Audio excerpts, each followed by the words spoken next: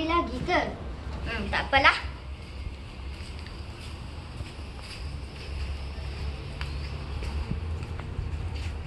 Assalamualaikum.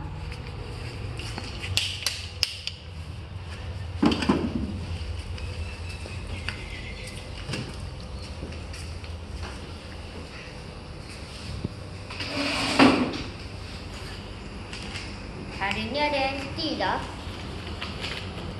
Cik baik dia sudah siap. Assalamualaikum. Waalaikumsalam.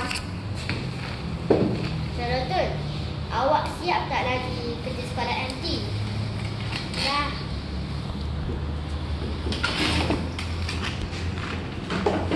Assalamualaikum. Salam. Ni awak siap tak lagi kerja sekolah MT? Kenapa buku saya di kerja sekolah tu? Tak, saya tengok je. Okey.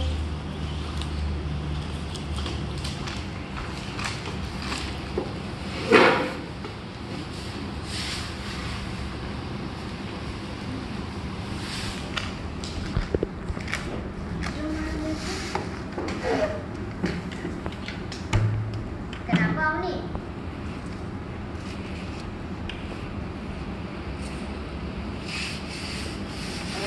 Jom kita pergi rekod cikgu.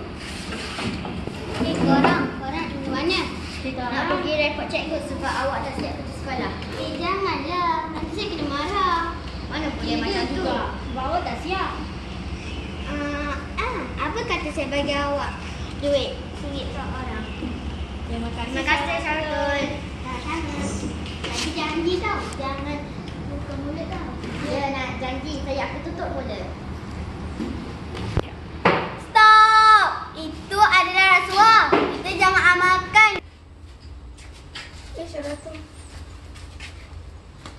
Korang tengok comel tak? Wow, cantiknya. Mana saya nak tengok? Wah, comelnya. Korang nak tak? Nak. Tak apa, nanti saya suruh ayah saya beli baru untuk awak berdua. Okey. Ayah awak kaya ke? Taklah, sederhana je. Oh.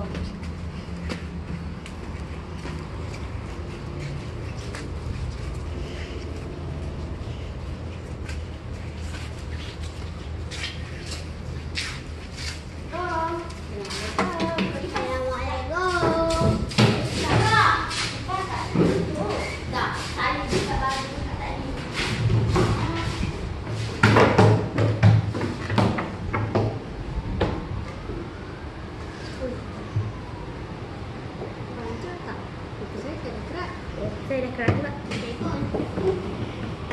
Korang, nanti kan tadi kan cikgu cakap semalam lah saya lupa. Semalam kan cikgu cakap kalau nak pilih ketua kelas dengan kelas. Korang nak pilih siapa? Saya nak pilih Abang Zatul. Saya nak pilih Syaratul. Oh.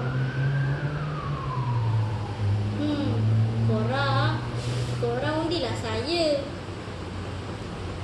Saya nak jadi ketua kelas. Mana boleh, ke mana kita orang lah. Ataupun saya bagi awak yang ni, awak yang ni. Wah, Korang undi saya ya. Okey. Terima kasih Awni. Terima kasih Awni. Sama-sama. Saya nak pergi panas kejap ya. Okey.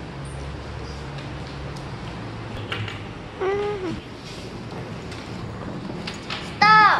Itu adalah rasuah barang. Korang jangan amalkan ya.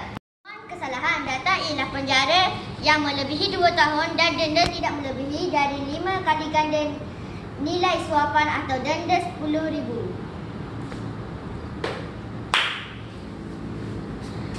Rasuah adalah perbuatan yang hina. Kita perlu sentiasa menjaga maruah integriti. Integriti adalah sifat jujur, ikhlas, terus amanah dan tidak mudah dipengaruhi. Sekian, terima kasih.